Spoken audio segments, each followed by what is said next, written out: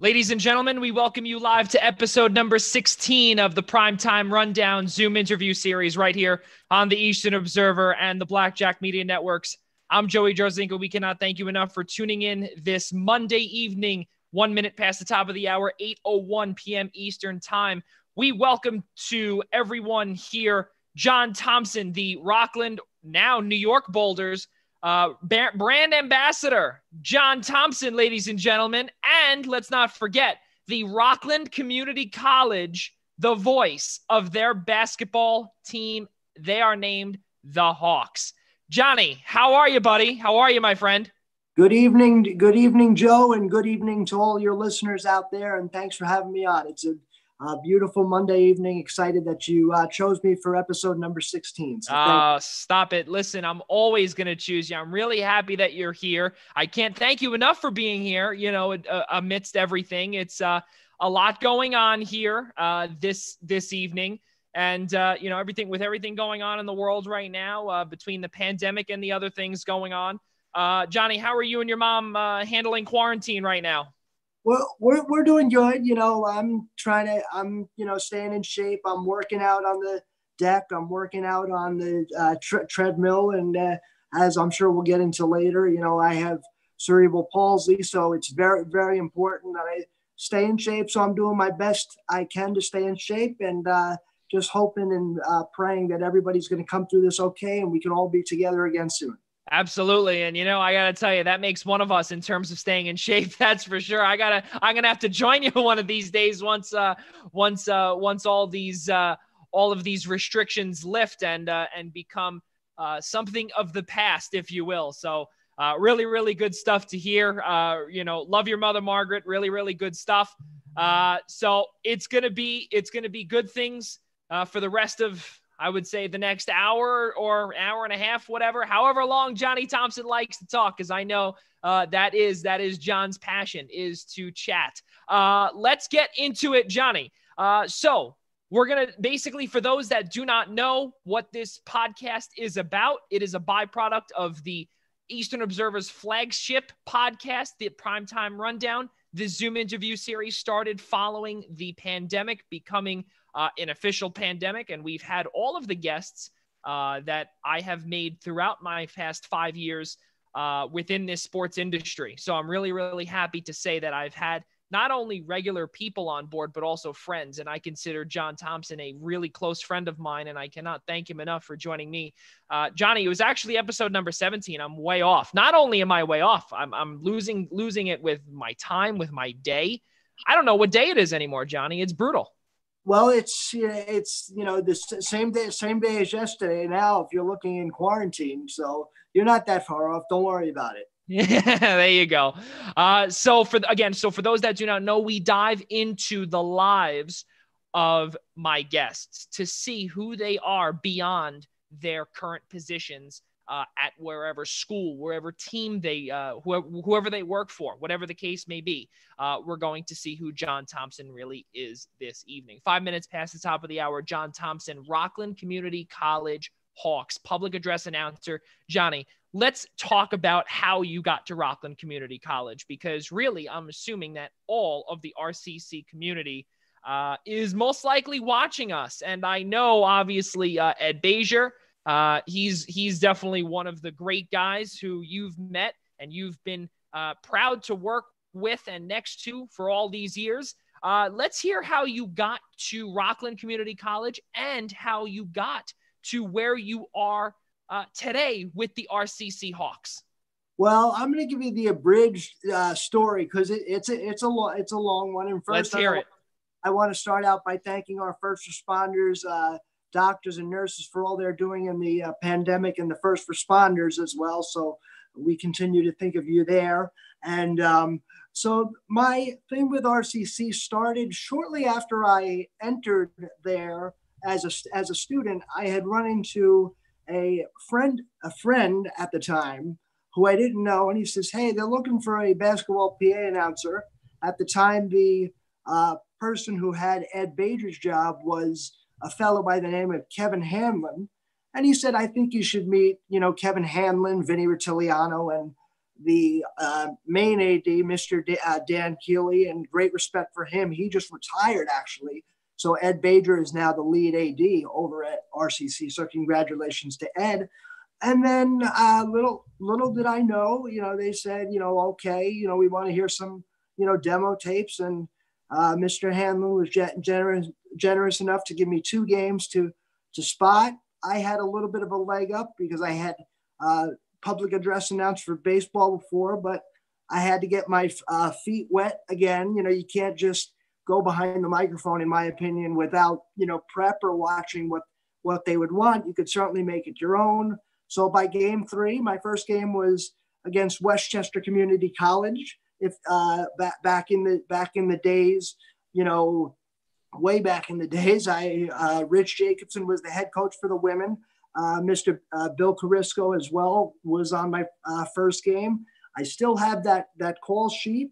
I would later then miss 1 game due to a reason relating to my disability. And now 105 games later, I am still going and still hoping that, they'll have me back next year. And my relationship with Ed, of course, I met him the end to the beginning of 2014 in a freezing cold weight room at RCC. And my first thought to him was, are you still going to have me back as the PA announcer? His was, well, what more do you want to do? So I told him, I just want to do what I want to do. I let him see some demo tapes because at the time he had managed the weight room. And then him and I had a chance to have a face-to-face meeting thanks to my academic advisor, Matthew Makovich at the time. And we met, and from then on, we've been working together. Ed's a man of great integrity. He's a great person, a pleasure to work for. In this business, when you're behind the microphone, some bosses don't give you the flexibility that I get. And Joey, I know you're going to get into that, but Mr. Bajer not only allows, me to express what's going on in the game, but express my emotions from the perspective of a person who just loves the game of basketball. And I'm really appreciative to Ed for all these years that we've worked together. And of course, how they honored me for my 100th game in a row against Sullivan last season was only a small token of how much I appreciate them. So it's been a long relationship. I took 2 classes at RCC for 5 years. So I had a lot of time in there, and I'm very grateful for everything he has done and continues to do for me. The craziest part, Johnny, is that you've done 105 games, and just like that, it goes. If Ed Bajer is watching here, I remember I think it was a road trip, Johnny, that St. Francis women had gone on, and I had emailed, or actually I think I was emailed or Facebook messaged Ed Bajer, and I had said, hey Ed, are you guys doing anything, for John?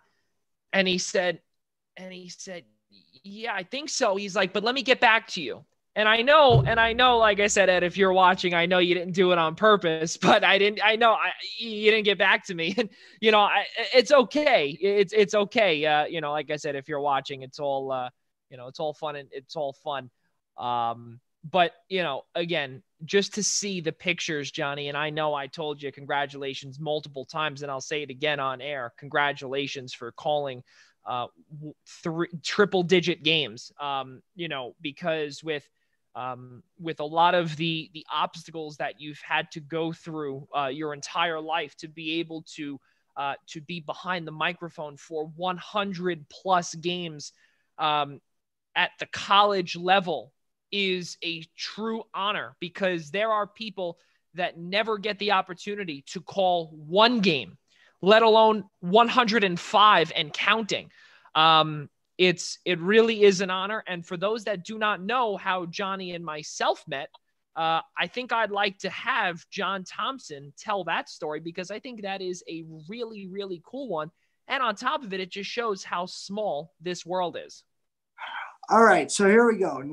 Nassau Community College Lions versus Rockland Hawks. Big game at the time. We got Julius DeFries on the team, Sal Barbetto, probably, and ironically, we ended up being right, a matchup that would happen again in the playoffs. Little did we all know it would be in the championship game. I see this young looking fellow with these, the microphone around him, and I was happy. I was young looking fella. I was happy. Well, you're younger than me, so you know what, you're younger. I'm sorry, Mr. Thompson. I have to respect my elder. No, don't worry about it. But anybody who knows how I prep for games in the winter knows that I will get to a RCC game sometimes 2 and 3 hours before a game to prepare, to go over the names, to make sure I know who the officials are, to make sure I know who the lead official is. Because when you're presenting the game to the fans and you go on live, you can't afford to have any missteps. So if you can avoid it, you really have to at all costs. So there were 2 names, and Joe, you know them at this time, and I said, let me go up to this fella here. Maybe he knows, because sometimes I don't like to bother the coaches or whatever. So I thought our conversation was just going to be oh, it's person X, it's person Y, and then next thing I know, you and I start chatting about sports and about life and everything else. We exchange notes on our teams, and by halftime, I think we had already become Facebook friends. And then you had me as your halftime guest, and then your post game guest, and we remain friends ever since. And I'm very happy. I'm very happy that we crossed paths, because it's little meetings like that in this business you don't get to find. And it was very, very good that we crossed paths. And I did get those names correct. And I was looking at the rosters, and just to remember how long ago that was. Yancy Ulysses was on that team for Nassau. We had Nicole Yazdampita. Yeah. I'm still tripping over it. But and then AJ. I'm sorry, Johnny. Because that is fantastic. But you know what, though? Listen, I'm going to tell you, Johnny, and for those that are watching, the reason why I laugh at it is because, that name I have not heard in so many years. And it brings back to this day how difficult it was. Nicole Yazdampina. She was a fantastic shooting guard, but it was crazy how, you look at it every time and you mess up, and it's not you. It is because you look at my last name and you look at Jarzynka and, it seems easy, but then you look at it and it's like Jarzynka, whatever it is, so, but yes. Like I said, and that's, that's the reason why, I find it hilarious that, we still to this day, 5 years later, believe it or not, that this is where we are, Johnny. And we had, Mary Kendall on our women's team that year. We had, Olivia Neretich, obviously. We had, of course, the men. You guys had Yancy Ulysses, and we had, Sal Barbetto. And then think about those teams back then. And Nicole was probably one of the best. And you know how many games I've called. One of the best opposing shooting guards I've ever seen come into the Eugene Levy Fieldhouse. The way she was able to not only shoot, but create shots for her teammates in terms of the opponents. I mean, wherever she is now, I hope she's doing well, but she should always know that, she made an impact on a lot of our players, because a lot of our RCC players were like, wow, that shooting guard really can shoot. And you don't see many like that at the junior college level. And she was an excellent player.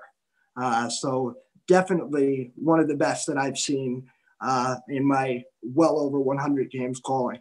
Yeah, it's crazy, and one of the games that you've called, and I wish, Johnny, I really wish that you were at the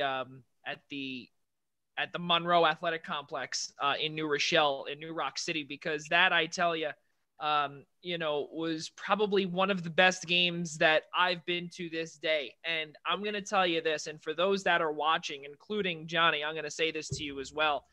I've been a part of St. John's and Duke. I've been a part of St. John's Villanova. For the first time since 1985, St. John's would beat the number one AP ranked team. And in their home building, on their home floor. That was great. And right. Yeah. And not only was that great, but Johnny, two of the games that I want to add onto my Mount Rushmore of collegiate games, the game where I met you, okay, back in 2015 on a cold November night. Oh, do you remember how cold that was? That was disgraceful. And that was probably, Johnny, one of the coldest nights that I've ever experienced.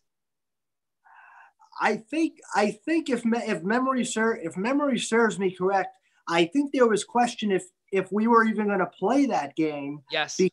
Because it was so cold that, we just, nobody wanted to open the door. And I believe it was record breaking cold. Yes. Back. I'm sure somebody listening along the Zoom series tonight can tell us. But I just remember one of the indelible images of that day. And Bobby Garinti comes in to help you in the post game.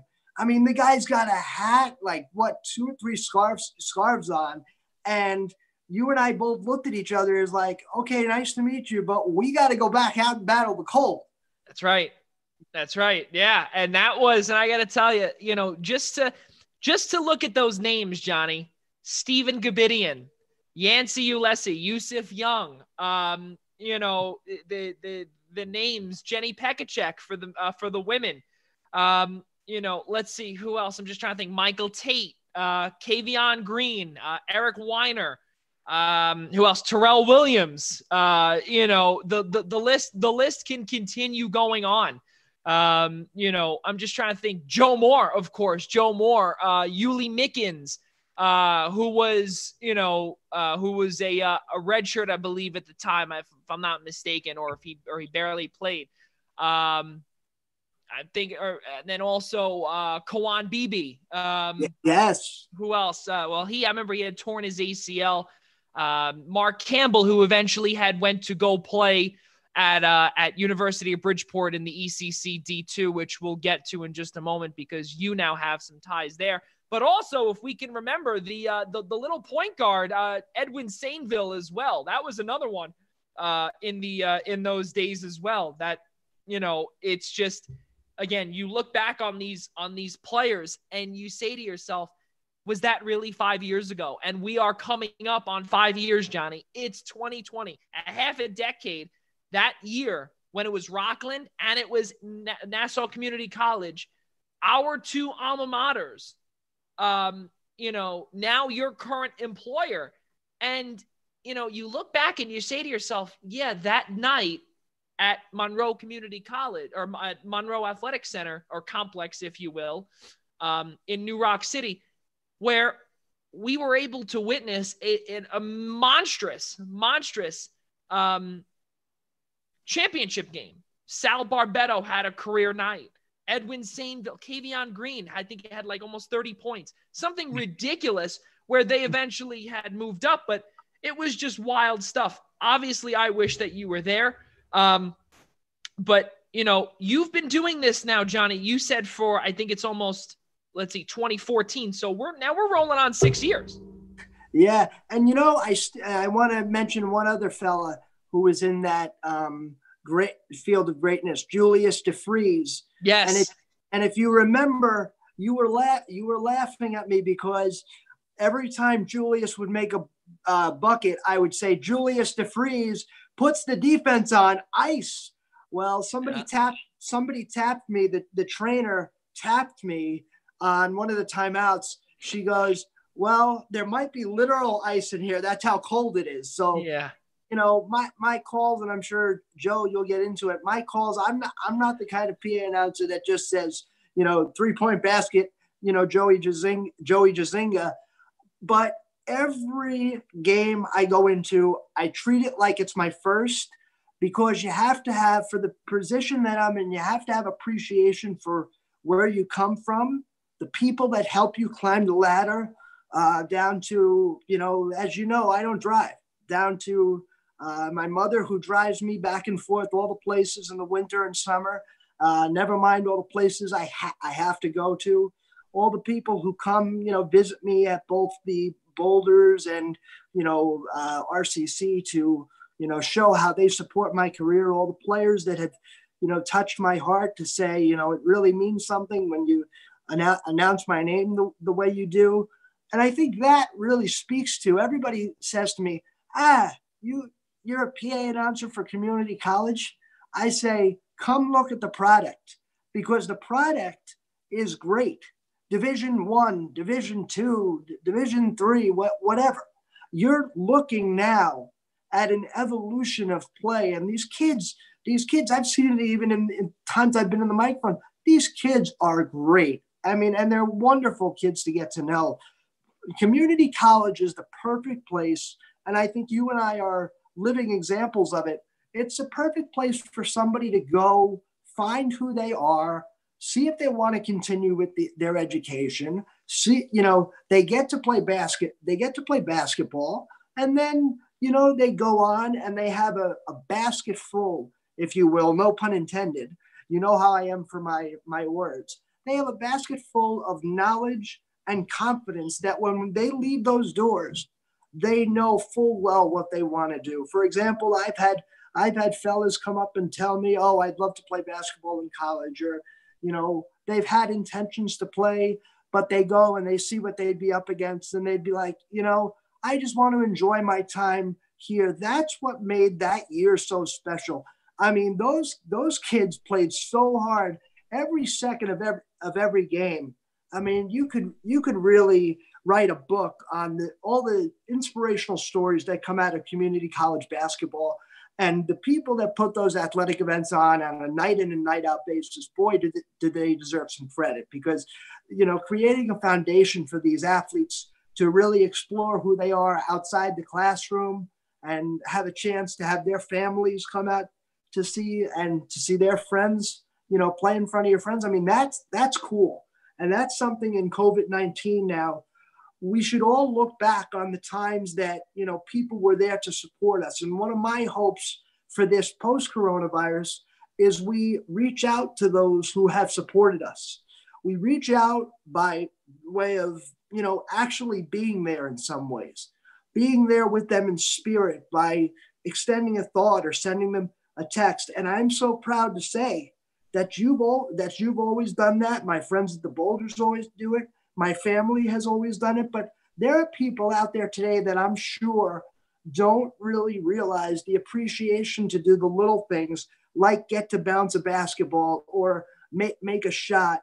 And at the community college level, it's appreciated there because the individual kid goes home and is able to say, I did it. That's what makes community college basketball so great. Johnny, hold on one second. I'm actually going to interrupt you. Just say the last part one more time, because you actually froze.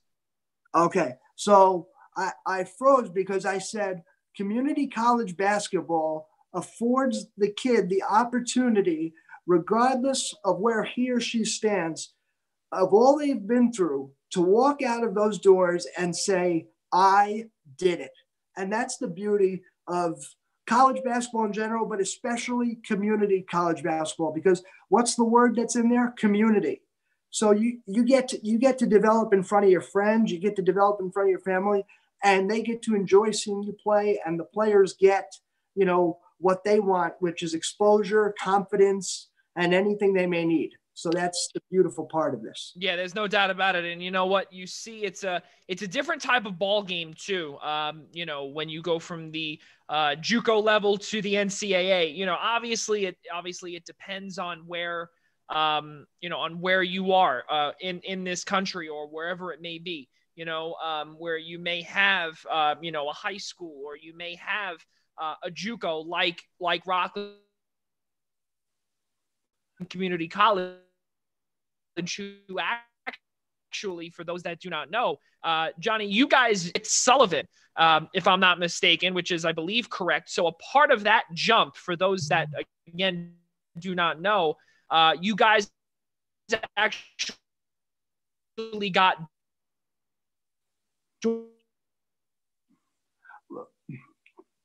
Joe, you're breaking up. You're breaking up a little bit, but I think you asked something about Sullivan, and yes, we are Division II. Okay. Joe, I think you asked. You're breaking up, but I think you asked.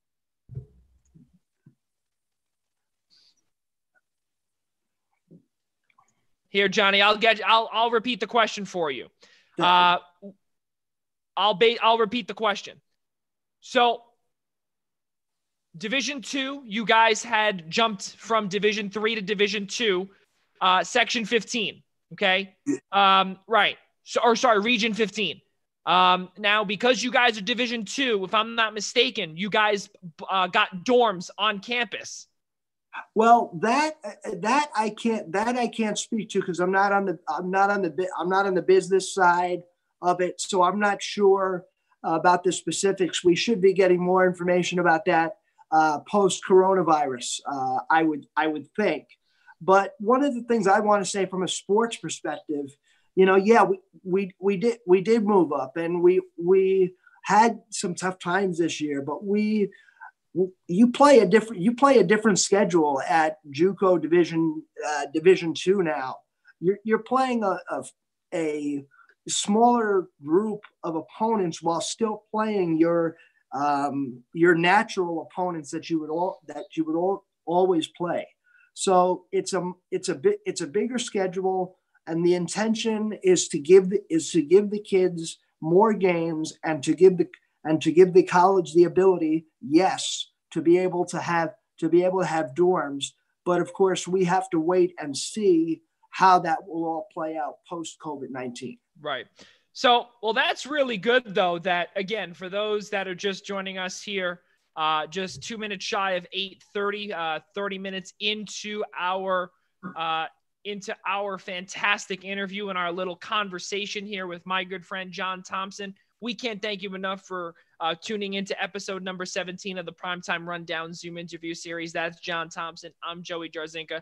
I really do appreciate you joining us on the Eastern Observer and the Blackjack Media Networks. So, John, you graduated from RCC with your associate's degree. Absolutely fantastic. Congratulations again, even though it was last year.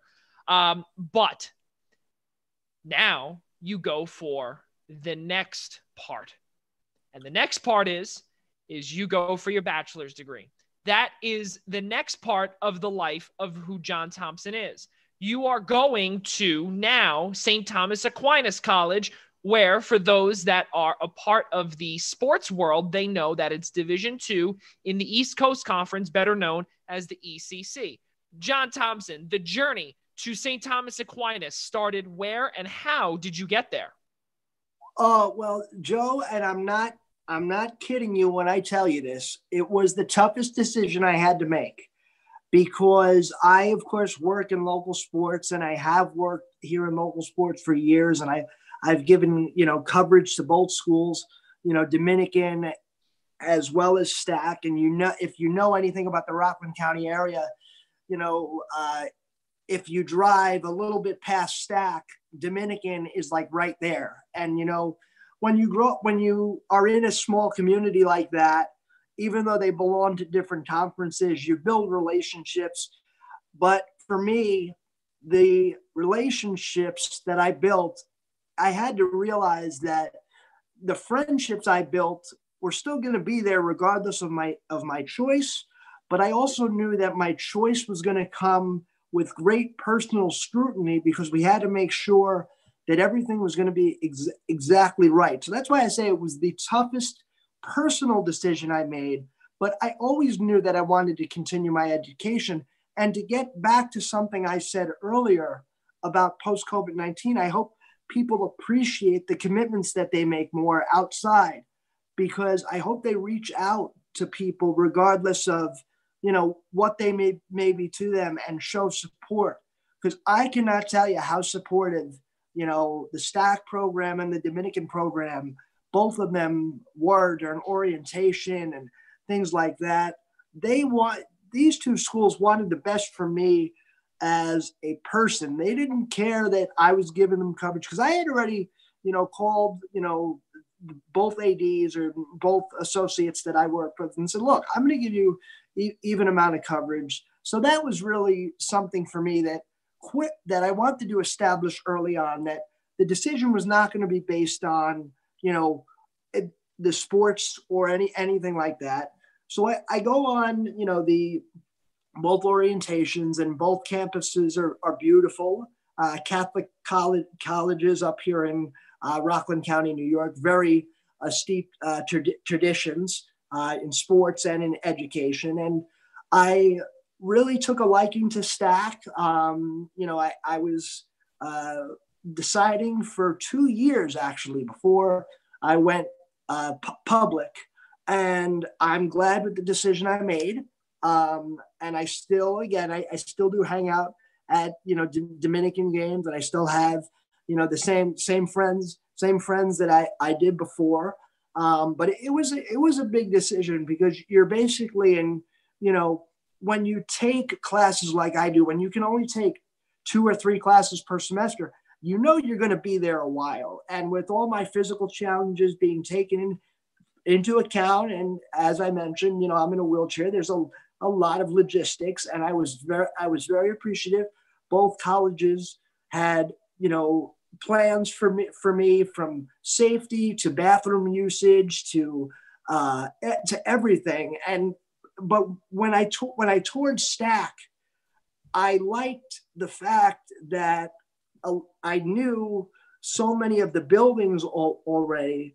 But if you think about it this way, what came down to it was one decision. You want to know what it was? It was literally Let's hear it, Johnny. It was literally a coin flip kind of decision where I can go, I have to stay home, but I went to Stack because I felt that long term it was going to be better in the long run for me to try to get my degree. It was big enough where I could continue to build on the connections I had, because a lot of the Stack and Dominican people both work at the Rockland, now New York Boulders. So I knew that those connections I already had in the bank. But I also saw an opportunity to, advocate and, join and make lives better for, people with disabilities. So I wanted to make sure that fabric in me was still never lost. And I got, I'm being given the opportunity right now at Stack, but I also do want to take the time to thank Dominican always for how they treat me and continue to treat me. But Stack basketball are in very capable hands. The women are led by head coach Kim Lusk. The men are led by head coach Tobin Anderson. As you mentioned earlier, they are in the ECC. Bridgeport's actually one of our rivals. CSI is going to be joining us after the pandemic. We are the first school to have sprint football in Rockland County, which is huge. And of course, everybody knows it's a milestone. Everybody knows the basketball pedigree of both schools, of Dominican and Stack. The men's and women's programs in both parts of the county here are in very good hands under the direction of Joe Clinton Sr. at Dominican, who I didn't mention originally, so I apologize. Bill Diener for the women at Dominican, and of course Coach Lusk and Coach Anderson over at Stack. So everybody knows about the basketball tradition, but also Stack has made its name as quite a Division II national baseball power as well. Yeah, and it's unfortunate that they never got to spread their wings with Coach Garvey, because there were some pretty nice expectations for the future. It's a young class that's coming in, but again, Stack baseball is something to keep on the map as well. Not just basketball, but the two schools definitely excel in basketball. Yeah, not only do they excel in basketball, but mainly for those that know St. Thomas Aquinas, especially for their sports. I don't want to undermine basketball or, understate basketball, but let's be honest here, folks. In the ECC, a lot of the baseball schools are really the ones that are basically shown, the ones that are continuously promoted. New York Tech, Malloy. You also have Stack, St. Thomas Aquinas as well, Bridgeport. All of these schools in the ECC, they are always, on the front burner, if you will. So really, really good stuff there with St. Thomas Aquinas. And also going back to the time when you called a game at Dominican College, Johnny, for Rockland Community College, when we had gone up there. That was for Nassau Community College, if I'm not mistaken. I know we're going a little out of order here, if you will. For those that have been watching The Last Dance, they know that going back and forth continuously to get the whole story is, normality, if you will, with The Last Dance. So we'll make it normal here as well. So we'll go back in time a little bit from St. Thomas Aquinas to Rockland Community College. And Johnny, that night when we were at Dominican College, and they are a Division II school, for those that do not know, we gave you the chance to call a game with Rodney Harris. Both Mike and myself, Mike Slavin and myself, were on the sideline for that. That was pretty cool stuff. We had a 4-man team there. That was a huge honor. And again, I'm indebted to you guys for giving me the opportunity to do that. When you called me and told me that I was going to do that, as somebody that wants to do play-by-play, and Joe, the most important thing you can get is reps. And you guys stepped aside and gave me a chance to, live my dream for a little bit. And I've gotten other chances in other sports, but that was my first foray into actually lead play-by-play for basketball. And it was so nice. It was so nice as well. That game was not originally scheduled to be at Dominican, if you remember. It was snowed out, and the field house, the Eugene Levy field house, was being used for a home show. So I would probably not have had the opportunity to do that had that game been moved from RCC to Dominican. And it was great to have one of my first occur in front of people that have really seen me grow up, and it was great. I actually got some pictures of that day that I still have, and it was close enough to home where I could make the trip. And it was my first time, as you said, and Rod was great. Of course, you guys were great on the sidelines. And I hope both of those gentlemen are well as well. If they're listening tonight, hope you guys are well. Yeah, absolutely. Really, really good stuff there from you, Johnny. And it's really surreal how you made your way to St. Thomas Aquinas. The journey to the next school, it really is admirable for sure.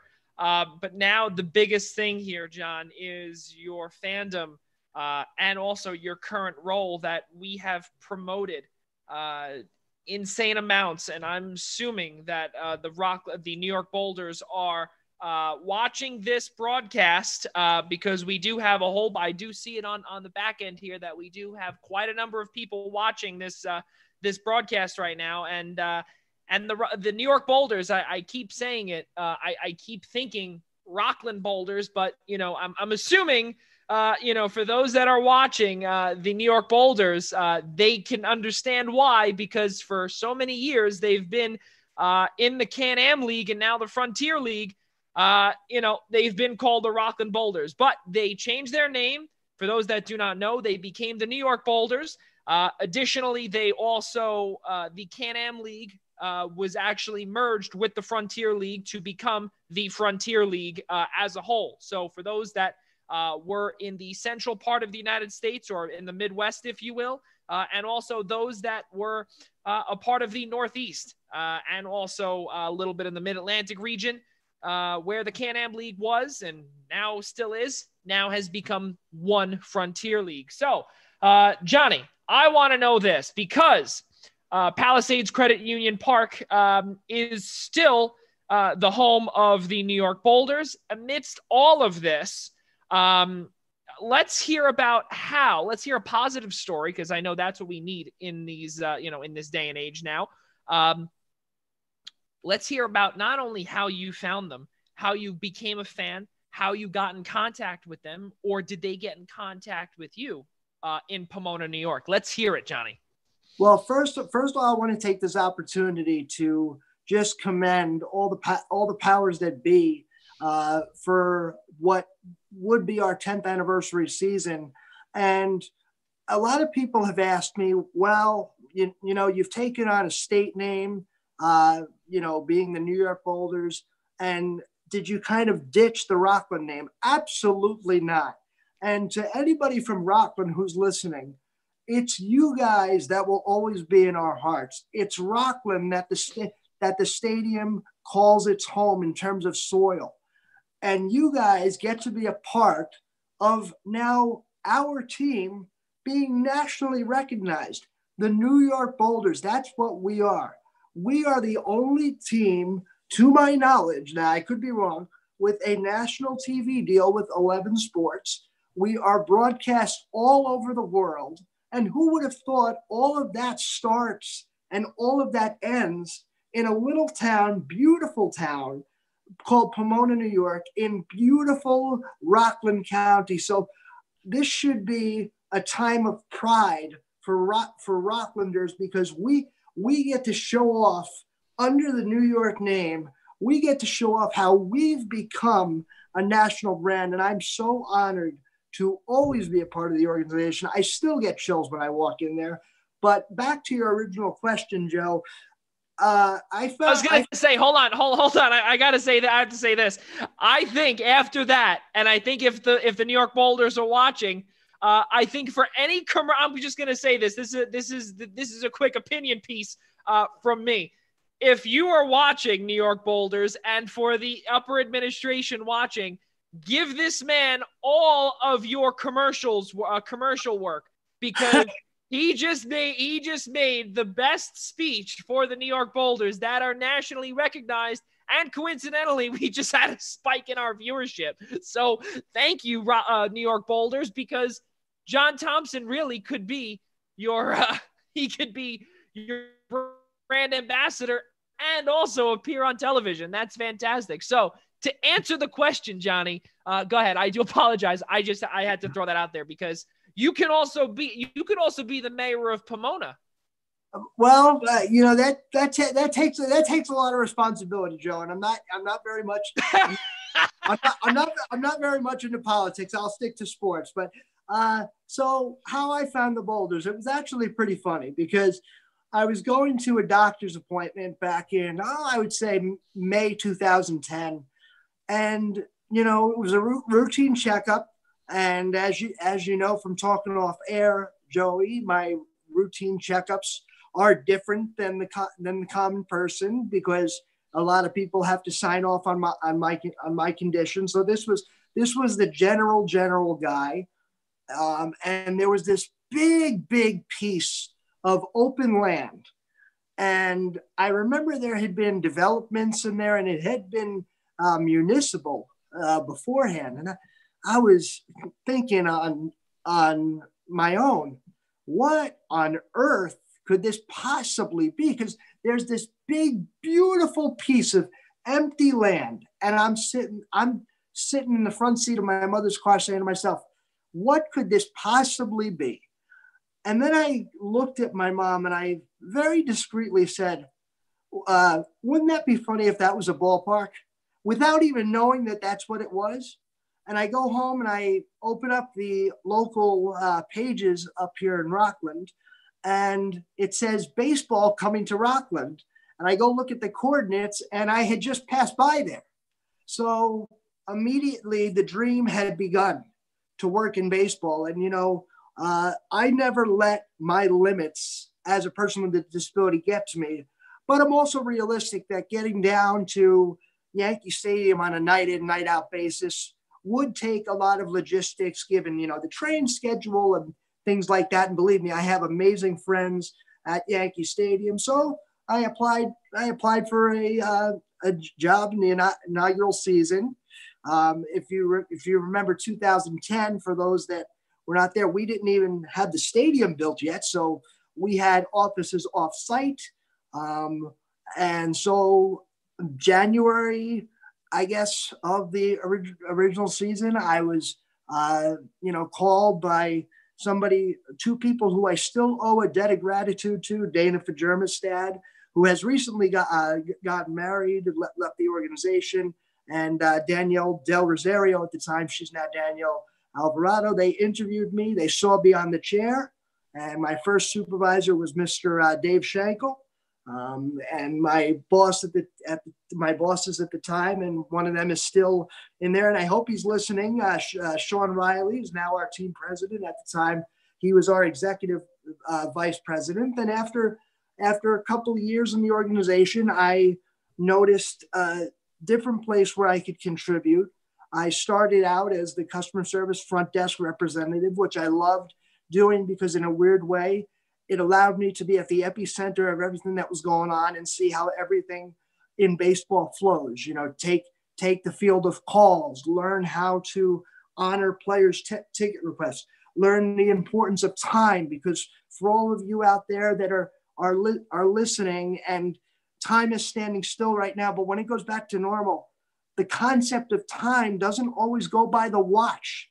It goes by, if you have a customer standing there, you got to make sure you greet them with smiles and happiness, and you make them feel comfortable, because you want them to, or at least I want to make everybody feel like they're at home in the ballpark, because that's how I feel when I'm in my second home. So I happen to come up with a couple of list of ideas. I mean, we have the most beautiful, and I'm a little biased, of course, we have the most beautiful ballpark. If you've never been up to Pomona, New York to see this ballpark, I swear, and this goes for you, Joey, too. You got to get up here to see a ball game. I don't care when the season starts. If it starts tomorrow or whenever it does. So I went up to my boss at the time. I said, hey, I'd like to see about having a disability liaison program, not based on any sort of legal thing.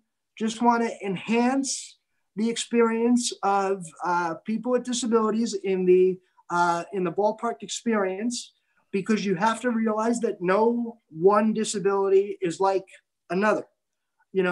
My limits are physical. Someone else's may be mental, maybe that they can't hear. So you have to respect everything. So while I don't know what it's like to have those other disabilities, I know what it's like to be involved in something as beautiful as the New York Boulders.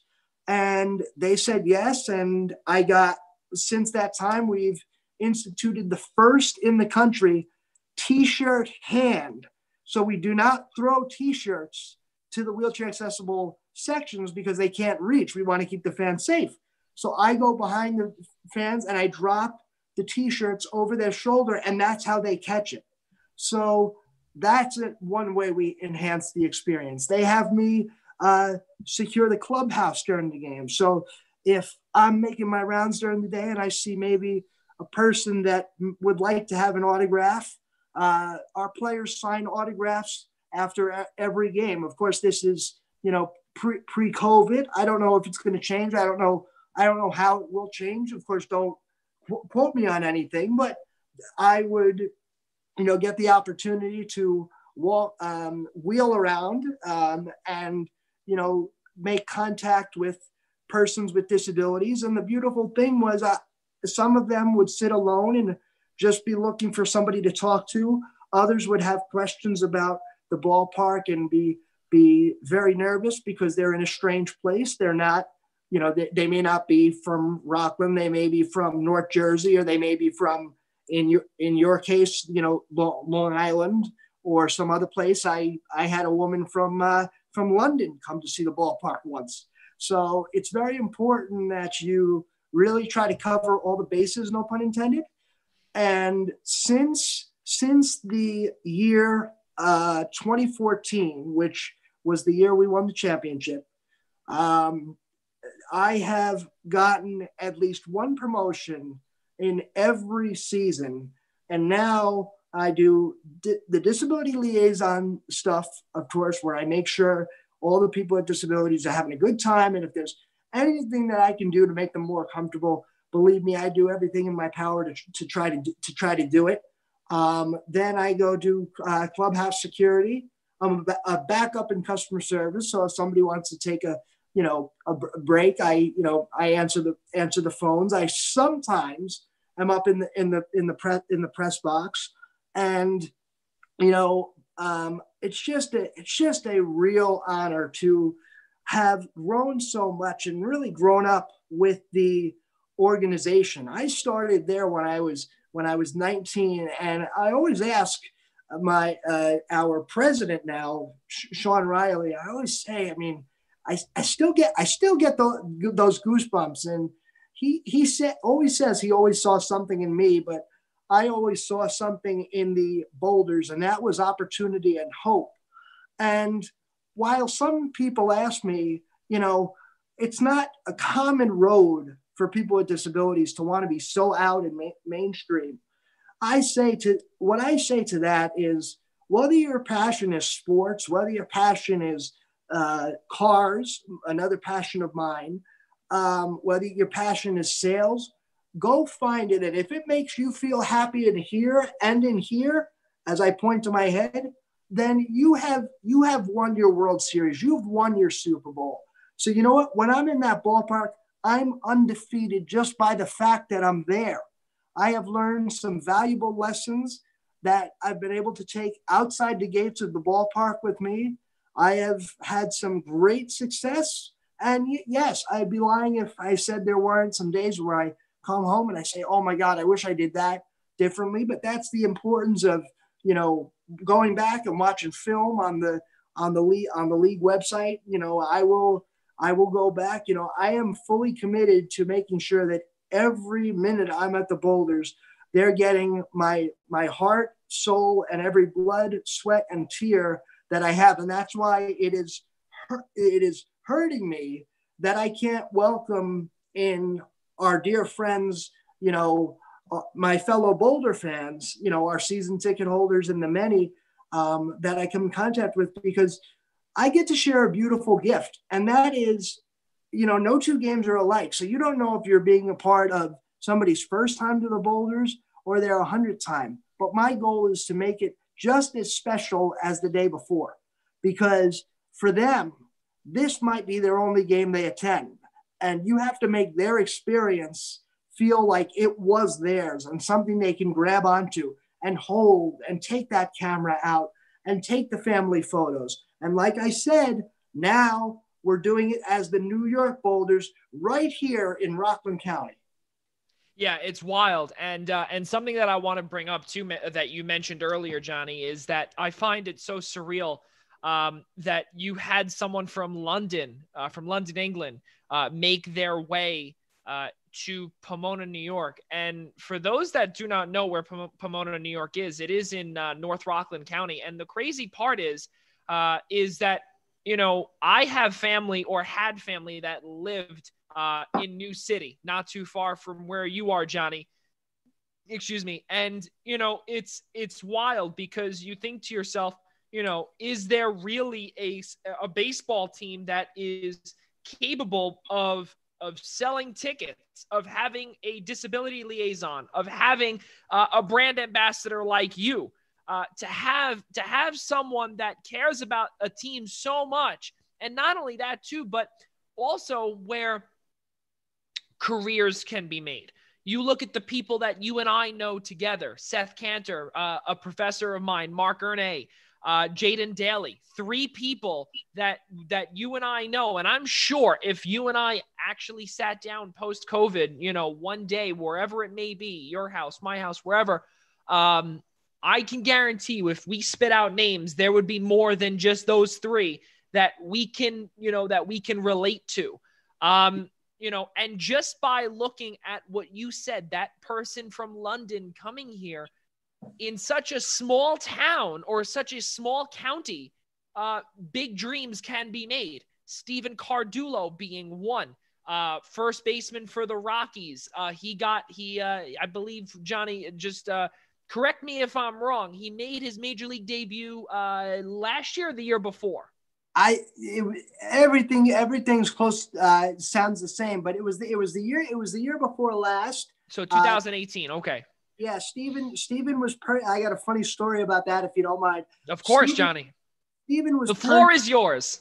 Stephen was purchased by the Colorado Rockies at the end of the 2015 season. Right. So for those that know regular baseball and independent baseball, there's really a baseball year doesn't start till spring training. So this fella gets picked up, has to stay, in shape all season, all off season. His father was a big league scout. Guy goes in there, does what he does, does amazing, gets up to AAA Albuquerque within the first year. Walt Weiss is the big league manager, another Rockland native who just happened to know about the Rockland Boulders at the time. And he gets up to Colorado. He's playing the Washington Nationals. People were so excited that he came from our field of dreams. We moved the start of a game from 7 p.m. to 7:30 just so everybody could see his first at bat. And that place was jumping. And you talk about Stephen was the first of many. I mean, Stephen's in a lineage now where it's becoming commonplace. People get purchased in independent ball. And I know you guys have the Atlantic League down there with the Long Island Ducks and everything like that. The fabric of independent baseball is beautiful because the goal is to get these fellas purchased into minor league ball. Everybody says, oh, he got, taken up to the major leagues. No, it's another step on his staircase. So the fact that you're there and I'm there and we're there as fans to see these gentlemen who love the game of baseball and have taken the road less traveled, to think about one, Joe Maloney set a league record, and then got picked up by the Orioles. Jarrett Doc Edmondson, he was the first Boulder in organization history to break a record while wearing a Boulders uniform. His brother Chris Edmondson played on the team. He was picked up by the Braves. The Boulders have always been a hotbed for scouts, and I have to believe it's not just because of the great location we're in suburban New York City. I have to believe it's because of the product that we are putting on the field, and night in and night out, these gentlemen compete. I mean, they compete for every last thing that they get. Stephen also became the first Boulder in Boulder's history to hit a grand slam in the championship series. And then the following season, after Stephen had left, his teammate Junior Rojo did the same thing. And then who did he get picked up by? His hometown team, the Miami Marlins. Yeah. So how amazing that these gentlemen who take the road less traveled might have played college ball. And certainly I, look up on baseballreference.com what they do, or I've, traveled in circles with them. But to get to see them actually accomplish their dream in the next and move up the staircase, if you will, is what's the most rewarding for me. And I think all of my colleagues who have the high honor and privilege to work with them, because everybody says, independent baseball, it's not minor league baseball. Independent is a word to me, because independent means these guys did it by themselves with their own heart and own determination, and they're there because they want to play ball. And to see them get to accomplish their dreams is the greatest thing that anybody can be a part of. Yeah, and you know what? You think sometimes when you think of independent baseball, I know for me out here on Long Island, I think of Rich Hill.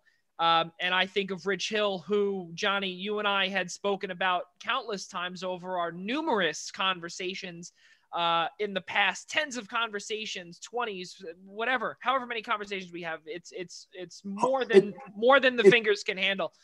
Very hard to count. Exactly right. And I know you and I have spoken about Rich Hill, who made his way back to Major League Baseball, but he made his way. He eventually had to go through Long Island here and go through Central Islip and have to go through Bethpage Ballpark and play a couple of seasons, or if I'm not mistaken, a single season with the Long Island Ducks. And I believe, if I'm not mistaken, Johnny, correct me if I'm wrong, the season following, it was an all-star year for him when he was picked up by the Los Angeles Dodgers. So, you talk about independent baseball, and I look at it this way, and, for those that are watching at, potentially at my current employer at St. Francis, I know that I think it is trademarked, but I will say it anyway. Fingers crossed that there's nothing here, but small college, big dreams is what St. Francis College is considered. But you know what? Independent baseball should be, small league, big dreams, because really it can be. And every single person, in my opinion, such as Steven, such as the other guys that you have brought up here on this program tonight, Johnny, it shows that just because you play in such a small town in Pomona, New York, or in Central Islip, just a few minutes east of me, here on Long Island, those dreams can eventually be met. And also additionally too, and you had brought up earlier, you have cerebral palsy, you have physical ailments, and you were bringing up before how you, with the New York Boulders, you are now the disability liaison. You are the ambassador. You brought things up. And just what little things happen, it becomes a big dream. And it becomes not a job. It becomes what you love to do every single day. And that's what I admire most about you and the work that you have done throughout all of these years, Johnny, not only ever since I've met you, but just in your entire life, that's for sure. So I want to bring this up, Johnny, here. Your good friend, go ahead, say it again. And one last thing, I know that I've never been to Bethpage Ballpark. It's still a dream of mine to get out there when my schedule allows. I have been to Somerset, but I want to also take time to tip the cap to Long Islanders, as Kevin Baez, who used to be the manager for the Long Island Ducks, is now our manager for the New York Boulders.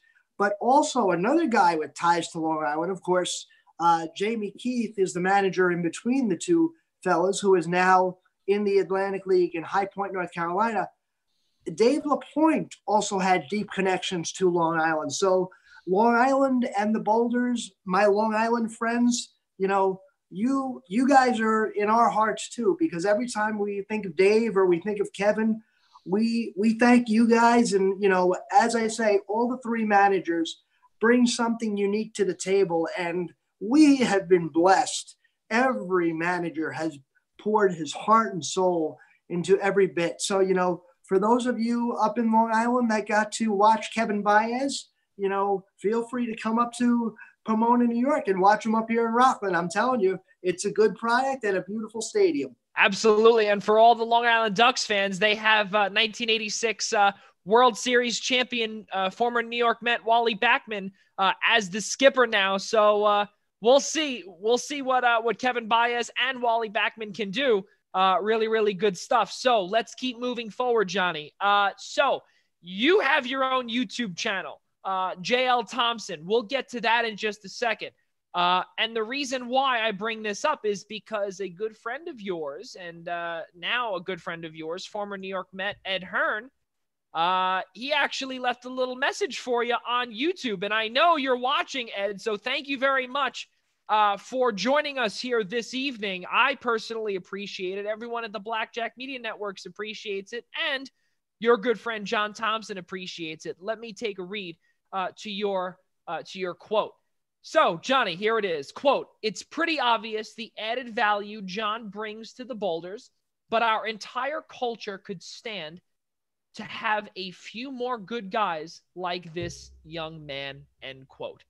Really, really good stuff there from Ed Hearn. And John, you interviewed him on your YouTube channel, JL Thompson. I think that's absolutely fantastic. But you also had New York Yankees reporter, WFAN beat reporter Sweeney Murdy as well, who's also another friend of mine as well. Great man. I want to talk about Ed Hearn and then go into Sweeney Murdy and talk about, let's rewind a bit. How did you get into doing a podcast-like channel for yourself, Johnny? Okay, I basically started it out because, and I'm hoping you'll give me the opportunity to do this. I started out because I felt that I wasn't, as you know, I battle anxiety in addition to the cerebral palsy, which is sometimes more nerve-wracking than the physical aspects, because you never know when the anxiety is going to pop up. And during this coronavirus, I said, if there's one thing of service that I can do for people, what would it be? And that was to share my life as a high-functioning person with a disability and show that, yes, we can. And I'm working on a lot of different projects right now. And it's taken on a life of its own in a very short time. I mean, the channel has only been live really two months. And look, I've already had a former world champion, 1986, Ed Hearn. And if anybody wants to be inspired, he has words to say about me, obviously, in the quote that our wonderful host, Joey, just read.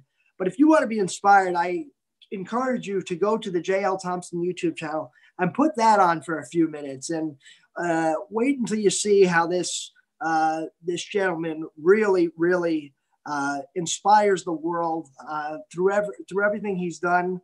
So that opportunity came to me through a friend that's been to one of my favorite places on earth, Florida. It's like my second favorite state.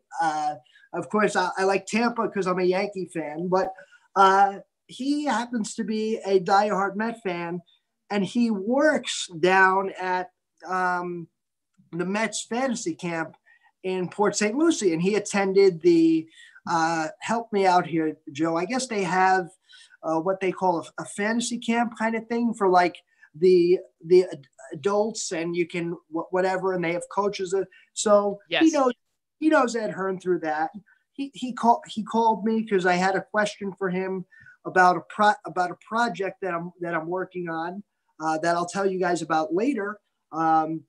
And so he goes, hey, that's a good idea, but how would you like to interview a former World Series champion?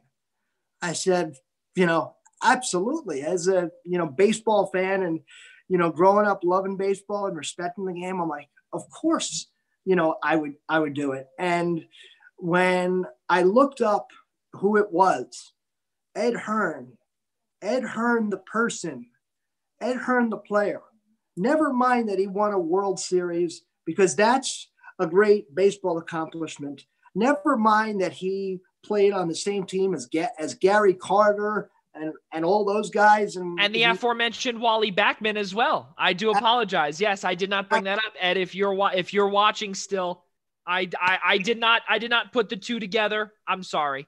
Absolutely. That's why Johnny's your friend. Go ahead. And absolutely. And also, if you remember, Wally crossed paths with another one of my assistant coaches up here in Rockland when he was in the South Coast League in 2007 with the South Georgia Peanuts. So I have never personally met Wally, but my roads always lead back to Wally Backman. So hopefully one day, Mr. Backman, if you're listening, we get to meet somehow. But when you listen to Mr. Hearn talk and you hear what he's been through, it was a great relationship to build, not only professionally for my YouTube channel, but also personally. Because as a young person trying to make his way in the baseball business and already doing it with the Boulders, it put the cherry on top of what I hope for my life to be. And, Mr. Hearn has a lot of, places where he could have folded up the tent and is saying, sorry, feel sorry for me, I'm here. He chooses not to do that. He's a motivational speaker. He's got websites. He's got everything going for him, and he's so willing to share stories and impart his wisdom. And his family's great. His wife Trish is amazing.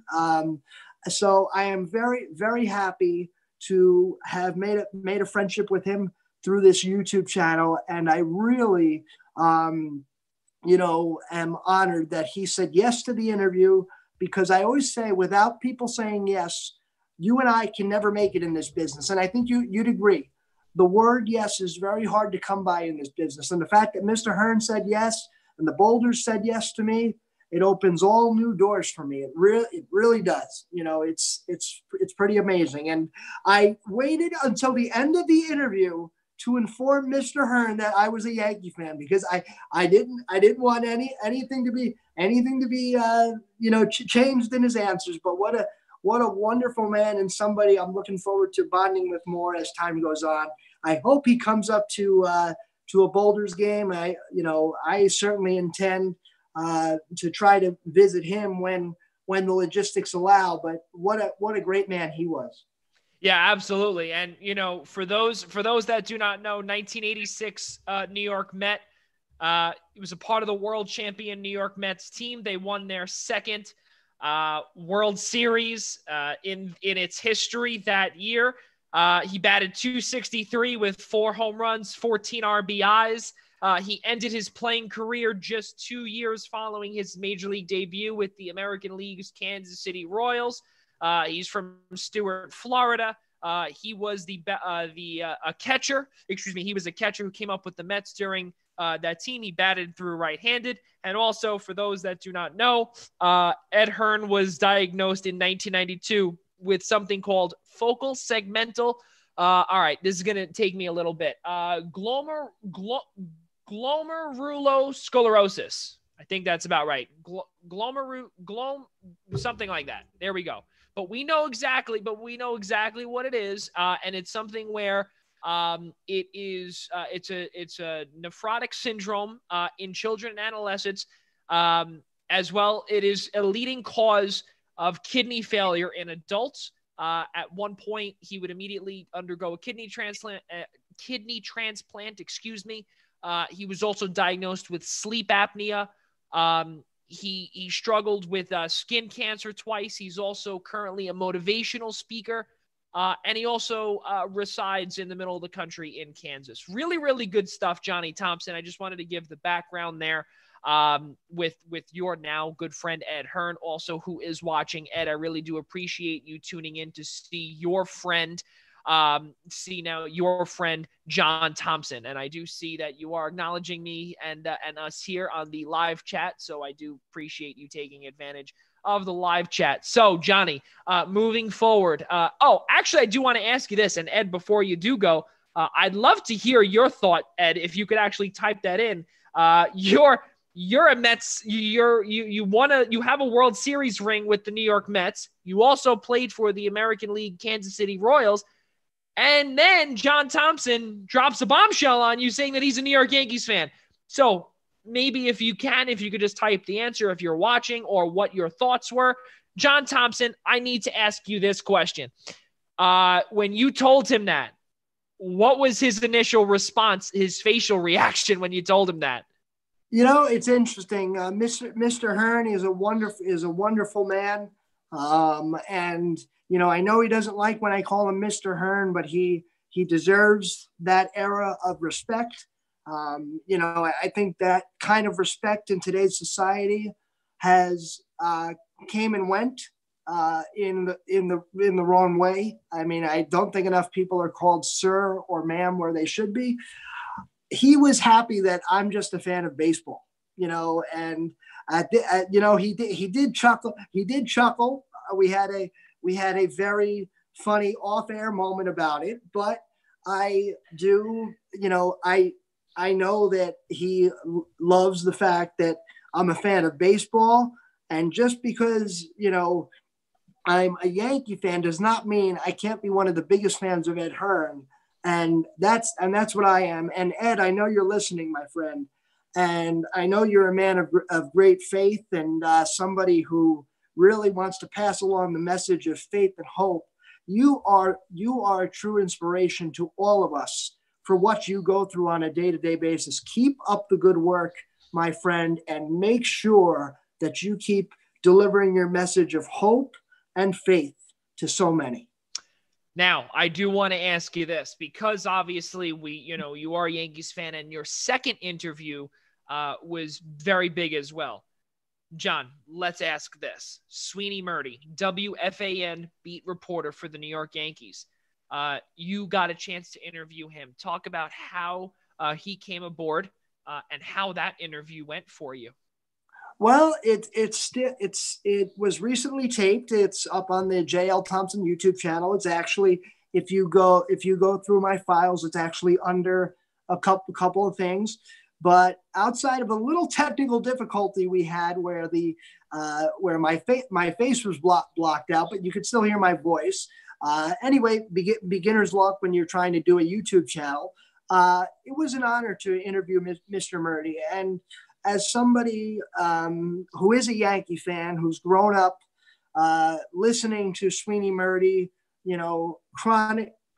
chronicle his narrative of the Yankees and, the games that he sees, it was just amazing to speak to Ed and then Mr. Murti, just a couple of days apart, actually. And when I got that call about Sweeny Murti, I kind of said to myself, are you serious? Because it was a different fellow that had approached me about Sweeny Murti.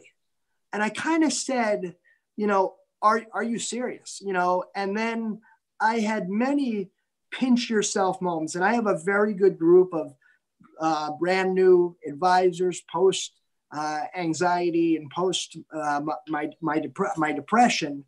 I have a brand new group of advisors outside of family now.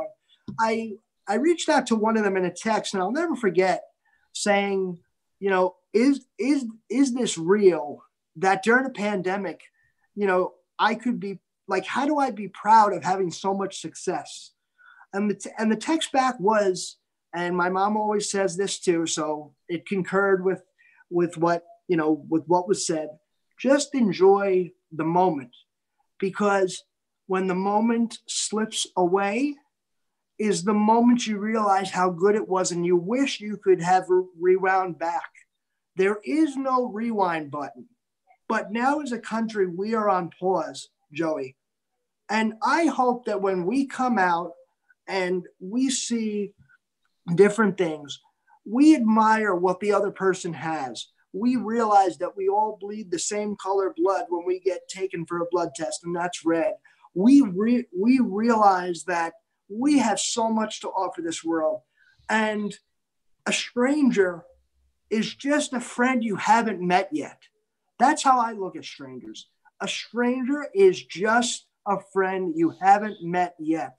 And if you listen to the Bon Jovi song "Jersey for Jersey," and it's on my playlist, there's a line in that song, if you can't do what you do what you can.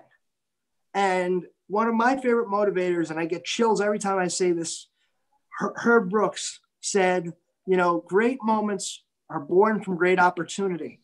It's hard to see this now as a great opportunity, but it's a great opportunity to get in touch with friends, to get in touch with family, to figure out who we want to be post-COVID-19, how we want to portray ourselves as people, how we will reconcile differences in our heart, and how we will emerge from this together. Because forever, this time and times like these do bring people together in some way. And I encourage everybody out there, whatever your calling may be, find a way to reach a helping hand to somebody else and meet that friend that was a stranger to you. And remember what I said, a stranger is just a friend you have not met yet. That's wild. A stranger is just a friend that you have not yet met. or met yet. That's some powerful stuff, Johnny. That actually gave me the chills as I'm repeating your words. That is really something. Another quote, admirable from you, because that really is truly a blessing. Now I want to bring up another quote. It's actually a perfect segue, Johnny. And this was something that you said to me the first day that we met. Back in that cold night, November of 2015, we got to go. Fieldhouse. We got to go back to that freezing cold night. Oh yeah.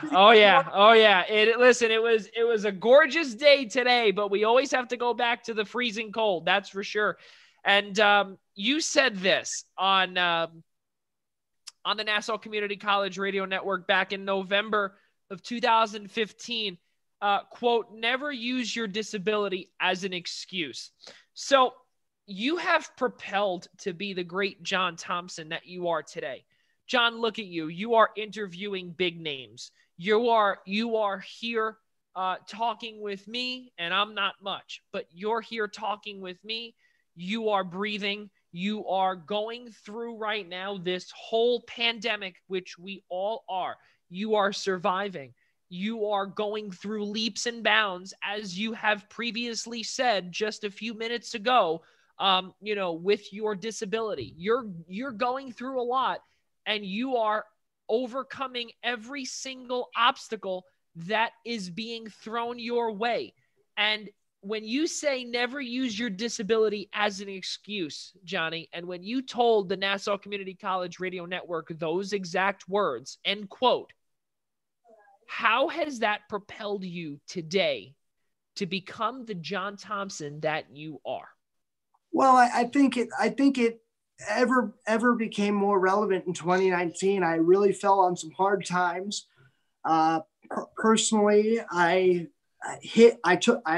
was a fork in the road, and I could have chosen to ignore it. And then it became something that in my heart of hearts, I could not ignore. I was hiding behind the disability too much.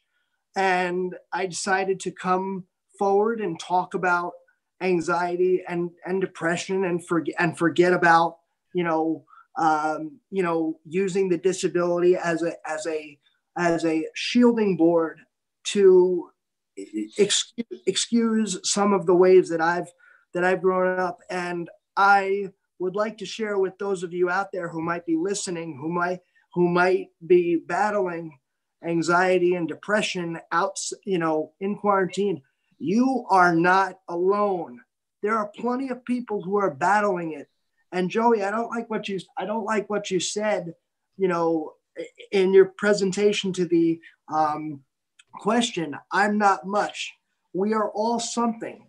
We are all humans. And it brings that quote that I gave you when I had my darkest moments in 2019. I promised never to use my disability to get through it. And with everybody's help, I am well over months clear of it. And this coronavirus time has allowed me to say, yes, I went through it. I was at my lowest point. I'm at the top of the staircase now. I never lost faith I lost faith in my abilities, yes, mentally, but I never lost faith in the ability to find the streetlights on the road. And I found the road, and look at where I am now. And I have nothing but great gratitude for everybody, my mother especially, who's helped me and supported me, and all those people who have, and if you know who I'm talking about, you know who you are, how you've supported me. And let me tell you, anxiety and depression is nothing to worry about. There are too many people we see out there today that don't want to come out about it. It's nothing. It's certainly something that you have to come to grips with.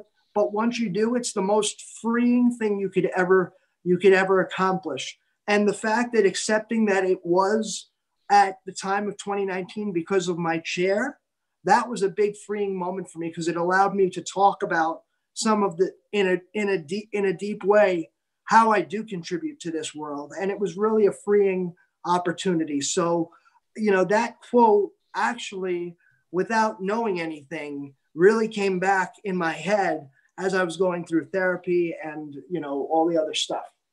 Yeah, and you know what, again, another piece of advice that is chilling to me, and I'm assuming to all of the viewers out there right now that have tuned in to the Zoom interview series and have listened to John Thompson, because really what you have done over the years will never go unnoticed, especially, with your disability, John, because really a lot of people in your position could have given up. And they could have said, no, I'm not doing this anymore. I'm not going to try. And you have continued to just, in leaps and bounds, you have achieved every single hurdle or obstacle that has been thrown at you. And that's really what I love most about you, buddy. It really is the truth, because, like I said, you and I, we talk all the time, and, it's just, it really is just surreal stuff, especially what your mother has done. Your mother, Margaret, is a fantastic lady. So, just to, thank her as well all the time. I'm at a loss of words, honestly. But and Joe, hold on a second. I want to say, I'm not a stand-up comedian. I'm a sit-down comedian. And for those listening, I have never lost a game of musical chairs. And if musical chairs was an Olympic sport, as long as we're talking sports, I would have a gold medal. Okay? That's it. Oh my gosh, that's good. That's very good. That's very good. So let's keep laughing. Let's keep it positive, Johnny. You're a Yankees fan. We all know how things are currently going with Major League Baseball. We won't get into that because that could be hours on end. And, we want to keep it as positive as possible. Continuing to move forward with your Yankees fandom, Johnny, how did you become a Yankees fan? And not only that, I always see the photos of you at Yankee Stadium. I've seen you post photos of you at Yankee Stadium. But not only that, too, just to rewind all the way back, even though you said there was no rewind button, here there kind of is a little bit. There is just a little bit. But what you've done with the New York Boulders as well is that you, Johnny, have also made sure that after the season's over, you've also looked ahead to next year. And you've said on your Facebook posts, all right, well, we're 230 days away until opening night. What? What do you mean? Well, the season just ended, And then also even with your Yankees fandom too. But let's not forget, you are just a sports fanatic. You love the Yankees. I think there were a few times you made it. I think it was to the Sweet 16 and the Elite Eight for college basketball at Madison Square Garden, which I tried to get to you, but I couldn't because we were the elevators were packed and everything like that. And you also, I believe, you made your way at some point to the Big East tournament. There was just your fandom is just so well-rounded, but the biggest one of all, or the Mount Rushmore, if you will, of your fandom is the Rockland Boulders. But then at a close second, or maybe even a first or a tie for first, are the aforementioned New York Yankees. Absolutely. I love my boys in pinstripes. And Joe, let me just tell you a quick story about the Big East tournament. I went down there on the train by myself. Independently, which was a big deal. Somebody had given me tickets in the last row, standing room only, but I told the person, forget about it. I don't need standing room because I bring my own seat with me. So, for me, standing room is sitting room. So I get, so this is this is a true story. So I get off the train and it's St. Patrick's Day. So there's a fella dressed up as a leprechaun. And he walks in front, like right in front of me, and almost hits into me. And he says to me, "Watch where you're wheeling." And I said to him, "Respectfully, sir, it's a lot easier for you to watch where you're walking than for me to watch where I'm wheeling. So you watch where you're walking and you have a good day. So that was the story of the Big East tournament. You know, the guy almost ran me over, but it wouldn't have been my fault because he was walking and I was wheeling. So that's the disclaimer on that story, folks. But anyway, getting back to my fandom of the New York Yankees and of course the New York Boulders. See, I almost did it. You see, it happens. It happens. Yeah. And for the New York Boulders that are watching, it happens. Yes. Now, baseball has always been a love of mine ever since before I could remember. I don't even remember because, my parents are divorced. So I don't even remember how I picked up a love of baseball. But I just remember the soothing pace of the game. And because of my disability, I didn't get to my first baseball game because till I was 10 years old, because we didn't know if the noise sensitivity part of my disability would be affected. But our family motto here is "We will try it," and "We will try it" came on a June day in the year 2002, Yankees Red Sox. And I learned my first curse word at the ballpark, but that's not the big thing here. The big thing is that baseball gives me a time to look forward to in the winter, those cold winter days while I'm doing RCC games. If I'm feeling down, if I got to go, to a doctor, I look at my Facebook and I look at the Florida news or whatever. And I say it's a bright, shiny day.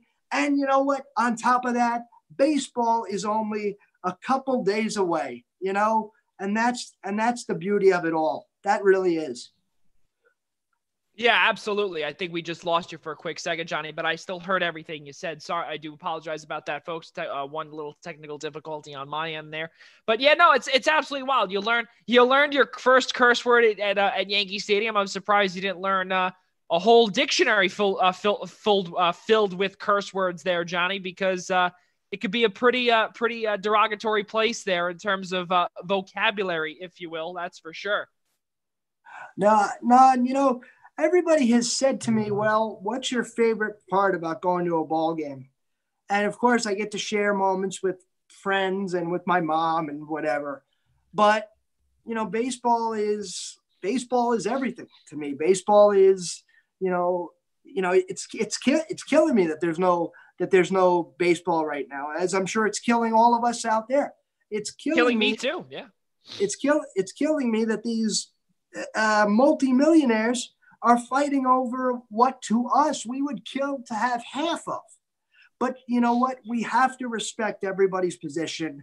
These are extenuating circumstances, and that's a chat for another day. We would be on the air till Wednesday if we spoke about that. But baseball for me has always had a special place in my heart because of my vision. And I don't know if you ever know this, and I apologize if I never told you off air. I can see the ball with baseball and basketball. I don't watch hockey because I get migraine headaches from the game. So I listen to hockey on the radio. When I do, I've never actually been to a live hockey game, but my love of sports really helps build, the rest of my life. I'm like, okay, when it's time to go back to school, it's baseball playoffs, and then it's, football, and, and then after football, it's back to training camp, and during football, you get basketball. So sports is a motivation for me to get up in the morning and keep minding my own business and keep learning new tasks and new skills and new tools to better myself. While these ladies and gentlemen, because women's sports does not get enough credit the way it should, that these athletes are putting their best foot forward, no pun intended, because I'm in the wheelchair. So I put my best wheel forward. But as they're trying to put their best foot forward on a day in, day out basis, I'm trying to put my best wheel forward, and I'm finding different ways to accomplish that piece of the puzzle of life. And that's the beautiful part about sports for me. And that's why I have such a draw and a connection to sports and baseball specifically. Right. Well, also, sports is supposed to be your escape for things. Now, in today's day and age, sports is unfortunately slowly, drifting into into the political side. It's drifting. There's simply a lot of, things going on. We won't elaborate on that, but basically what it comes down to is that you really can't appreciate, you really can't appreciate something until it's gone. And the craziest part, Johnny, is that we are going on almost 3 months without a live sporting event that does not include your 4 major sports here in this country. Obviously, NASCAR is back. UFC has really not left. WWE is still going on. For those that are watching now, Essential Wrestling Podcast, Tyler Riddell, Al Carl, that's one of our shows on the Eastern Observer tomorrow. You could definitely take a peek at that. But, no disclaimer. Seriously, though, in all honesty, sports is an escape. And that's another reason why I work in it. I wake up every single day, Johnny, and I'm sure you do too, with that motivation and with the purpose, because sports is that escape from real life, and especially from real life issues. It's very difficult to not only deal with them, especially now when there's nothing here, and really we have to deal with the real world, or first world problem or real world problem. It's so difficult, especially when your Rockland Boulders are not here. Even the Long Island Ducks are not that far, like I said, they're not that far away from me. And just like how you grew up, or not even grew up, but, the last 10 years or so, or 6 years of your life, 6-7 years, you said 2013, 14 was the Boulders, was when you started there, just to confirm? 2011. Right. So yes. So it was the year following their inaugural season. But you think to yourself, you went to, you've been there the last 9 years. You started at age 19 years old. For me, I've been at 100, I think probably almost 200 New York Islanders games, because it's so close, which is another reason why hockey is my number one. And I get it. You listen to it on the radio. You enjoy baseball because it's right in your own backyard, So that really is big. I do have a question, though. And it's hard to believe when the next Boulder season starts, whenever we get the clearance to go, whenever I work again, it's hard to believe it will be my 10th season with the Rockland Boulders. And I have been there for every pitch and every player that has gone through there. That's a pretty steep mountain to climb. From 2011, I'm honored to have had the chance to be along for the ride, because we didn't compete in 2010. We were established in 2010, but we started competing in 2011, actually on the field, but we were established in 2010. All right. So with that being said, then, Johnny Thompson, is that you've seen basically every single home game. You've seen every single game. That's for sure. That really is something, memorable, honorable, even to be at all these games. Again, as John Thompson has said, quote, never use your disability as an excuse, because you could literally go to every single Rockland Boulders game and never miss a pitch. Literally. We were just speaking about female sports. I do have a question actually from my girlfriend, Gina, who is watching you, Johnny. And, oh my gosh. How's Gina doing? And please tell her hello. She is good. Well, you could tell her hello yourself. She is watching here, and she does have a question for you. And for those that are watching, please do not leave. I do promise you that I will not be talking about my girlfriend the whole time, because she's not the interviewee. It is John Thompson, but she did have one question for John, and that was, quote, who is your favorite female athlete? Oh, that's gotta be a tough one. She's got to narrow it down a little better, because you have to remember, I've seen a lot in baseball, basketball. I'm gonna have to say Sanaya Chung from Ossining High School, UConn. I had a chance to see Shania play. She was under the direction of Dan Rickey, and then went on to the WNBA. I mean, so many athletes have distinguished themselves. It's hard to just pin one, but we have been privileged here to see so many great high school athletes, and certainly, Gina, thank you for the question, and hello. And it was very, very nice to see you both when you came up here last summer for my graduation. But yeah, I mean, there's so many great female athletes, but definitely if you're talking locally, Shania has to be one of them. For Olympics, it's probably got to be Missy Franklin, because I enjoy the swimming. I do pool therapy.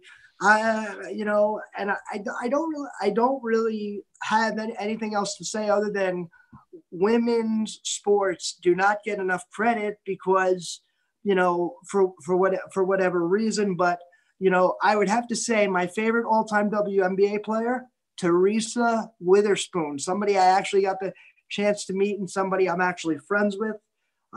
Teresa Witherspoon definitely takes the top in the WNBA there. So say that's pretty good. And actually she's texting me right now saying that that we should definitely tweet at her and tweet this little clip. So to Missy, hey, how are you? We're going to tweet this clip out and hopefully we can get a response from you.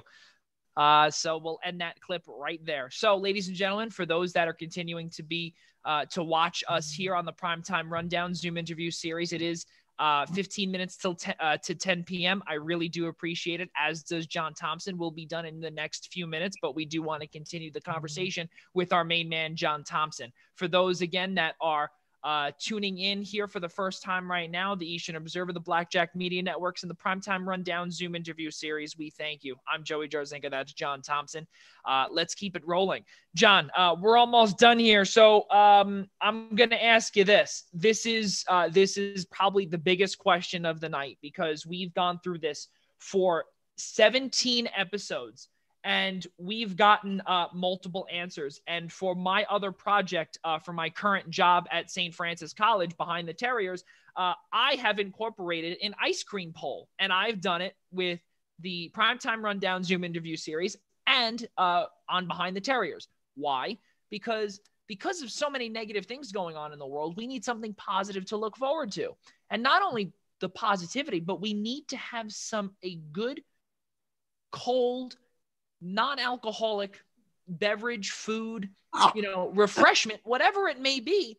And I think ice cream would be the perfect thing. So I agree. I will give you a rundown of what everyone has said that they've enjoyed. So I will give you the first few.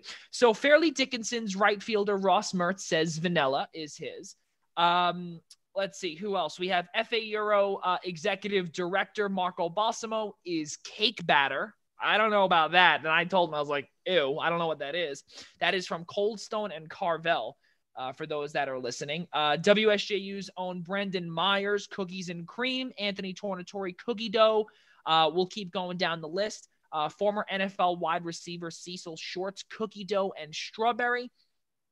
Kansas City Royals pitching prospect Alex Katz, vanilla with rainbow sprinkles. And finally, Jaden Daly, Jaden Daly, of course, is coffee flavored. And finally, NBC Sports California, San Jose Sharks color analyst and former Carolina Hurricanes defenseman, Stanley Cup champion Brett Hedican, Americone from Ben & Jerry's. And what is in those ingredients, or what is in that ice cream? Vanilla ice cream with fudge-covered waffle cone pieces and a caramel swirl, directly from Ben & Jerry's website. John Thompson, I am going to ask you this question. What is your favorite ice cream? Without a doubt, vanilla with sprinkles, depending on the day, cup or a cone. But also, you missed out on one of my other favorite desserts, and I'm a little surprised. Cannolis. I love. There's nothing like a good ice cream, of course. So that's vanilla. But I'm also saying, in terms of desserts, there's nothing like a good cannoli. And you know that I have ties to Brooklyn, and I have access to restaurants up here in Rockland.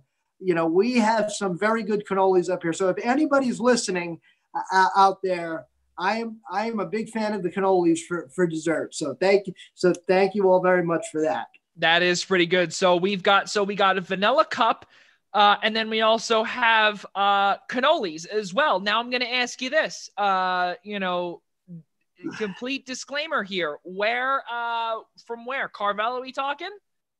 Well, there's a cup that with the vanilla ice cream. I mean, I'll take it from anywhere. I'm not that picky. I mean, I like things very plain. So as long as it tastes like vanilla, I'm gonna eat it. Oh man, you see, that's another reason why. You and I get along so well, because I know Gina's listening. And I am the biggest pain because the only thing I eat is a small vanilla cup from Carvel. That's it. I don't do anything else. I don't go anywhere else. That's it. It's the plain vanilla cup. So listen, John Thompson, I have to ask you this, and let's do what we call a rapid fire answer. Because this is the hardest thing that we have to go through right now. We hear lots of stories about baseball. We hear about stories with the prorated contracts. We hear about a potential 70 to 80 game season. We've heard originally 114 game season. We don't know what the deal is. Again, rapid fire answer. Do you think baseball will be back this year? And I'm talking Major League Baseball. It's hard to say. And by the way, Joe, if any of your viewers have questions, I would be happy to take them now, or you can certainly post them to me on my JL Thompson YouTube channel.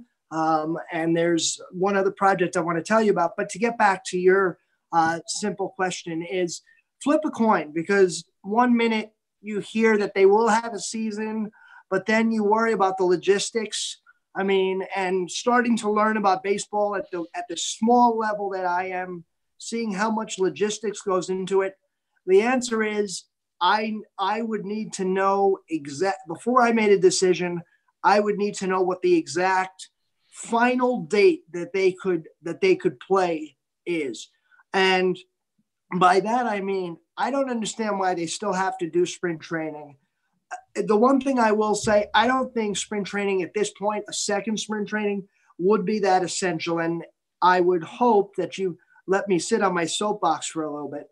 You can't tell me that these world-renowned athletes have not been working out in some way, shape, or form. So I would say, yes, we are going to get a season. How? I don't know. And unfortunately, I think it might be with either a reduced number of fans, and I hope I'm wrong. It might be with a reduced number of fans, or it might be with no fans at all. But I think, as we're seeing with the Korean baseball, I think people are gaining an appreciation for the experience of a televised game, and I think that is broadening our horizons. And I think it can only make the game better. And remember, they have a CBA they have to negotiate through in 2021. So my answer for this season, I think there will be baseball in some way, shape, or form once they get logistics, started out, hammered out. Like, where are we going to do spring training? Where are we going to do this? How are we going to transport the players? Because player transportation is a big thing. At the level that I work at in independent ball, these guys take buses the morning of the first game of a series. So you've got these guys that leave for Canada from Rockland, which is about an 8-hour drive, never mind the border stuff. And you're putting these guys on buses, and they got to go play a game that day. So, for the MLB players, I would imagine it's a transition, from the traditional, but I think we all have to, roll with the world now, because at least for the next foreseeable future, things are going to really, really be different. But I think it's all going to be for the better, because I think we're going to be a better and stronger society for it. Yeah, absolutely. And one final question, John. You were just talking about your own YouTube channel, JL Thompson, and you were also speaking about the upcoming projects I believe that you said that you had coming up as well. Let's hear a little bit of a preview here on the Primetime Rundown Zoom interview series. Well, my main project now was this. So obviously it was a great honor to be with you, and always good to be talking or seeing you in whatever way, shape, or form. Of course, I'm trying to keep myself healthy, but I'm also working on a project, hopefully, to get a wheelchair accessible train station in my town. Now there's one the next town over with a ramp, but if you know anything about the proximity to from the train station to my house, it's very close. And as much as it's one town over, it certainly would be more convenient to have a modernized way to maneuver into the greatest city in the world, New York, and have the opportunity. So I'm working with people to hopefully make that happen. If it is going to take some time. We do have. I mean, I don't know what's involved, and I want to thank everybody who's loan their expertise to me and to the team that I have working on this. And the team is only me and one other person, but I want to thank everybody who's taken this time to loan their expertise and give suggestions.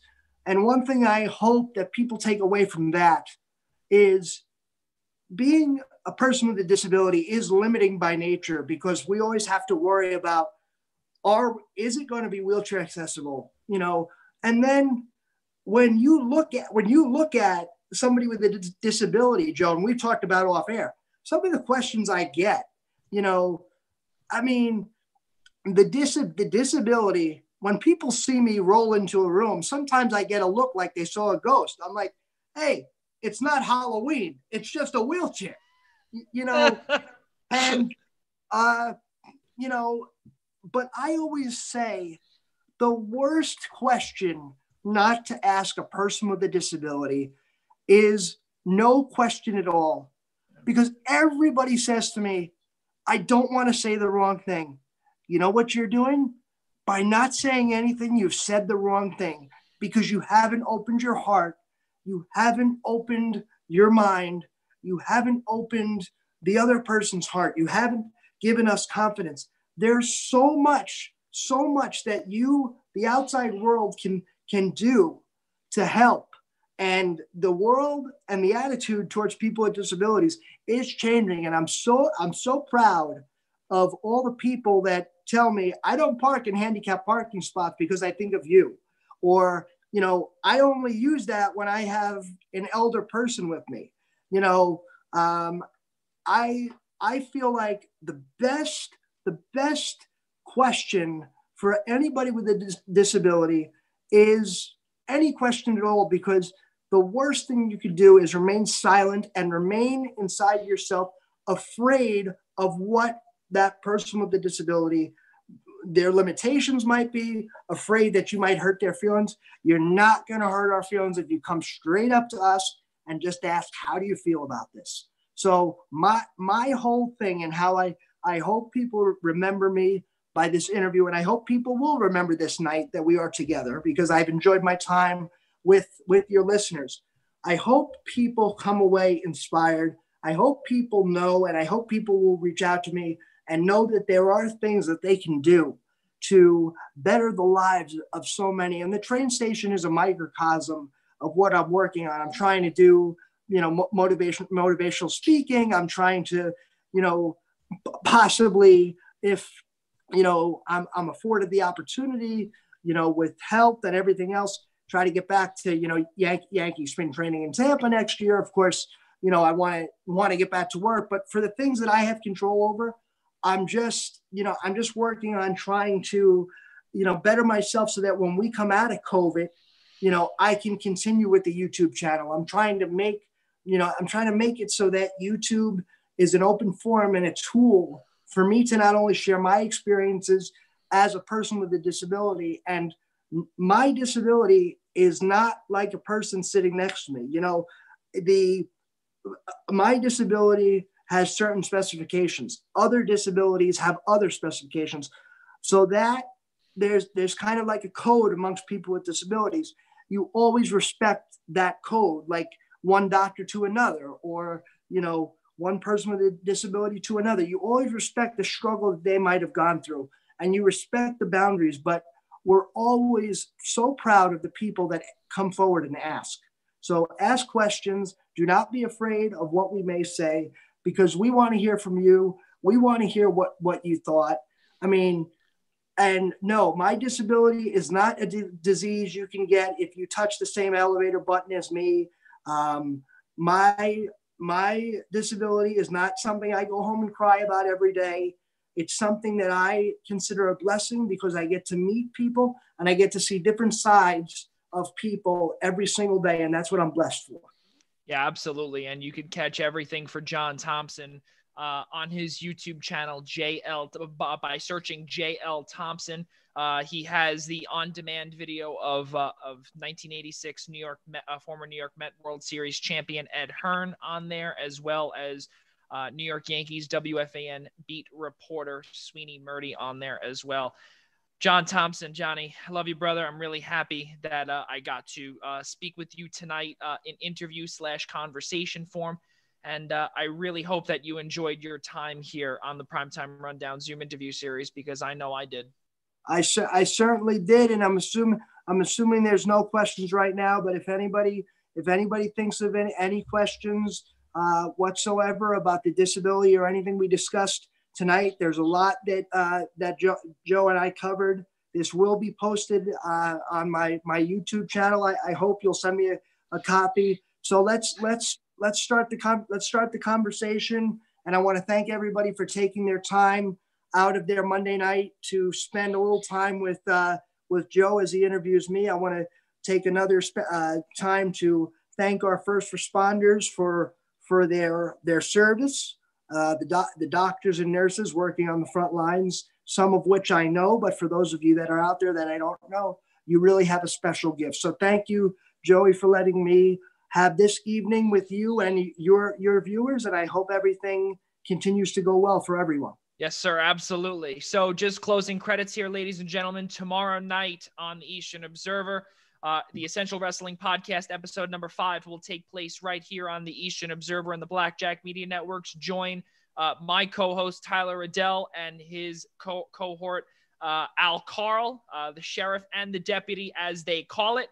Episode number 5 will come to you live tomorrow night, June 2nd at 6 p.m. right here on the YouTube channel of the Eastern Observer and the Blackjack Media Networks. Also, on Thursday night, we will be welcoming the 3rd minor league baseball female play-by-play broadcaster ever, and the first in the 80-year history of the Class A, Single A California League for the Arizona Diamondbacks, Jill Guerin. She currently is the play-by-play female broadcaster for the Visalia Rawhide, who won the 2019 championship last year in the California League. She will join us on Thursday night, June 4th, starting at 10 p.m. Eastern time. And then, folks, concluding the week on Saturday, we will be welcoming Blue Line Deli and Bagels owner Donald Rosner. And for those that want to know about Blue Line Deli and Bagels, please take a peek at our Instagram, our Facebook, and our Twitter. He is a diehard New York Islanders fan who has his entire deli not too far from here, about a mile from where I am right now. And that is where, about 2 miles, actually, 2 miles, if my math is right. And that is where he has welcomed multiple Long Island legends, New York Islanders legends, and also multiple media members.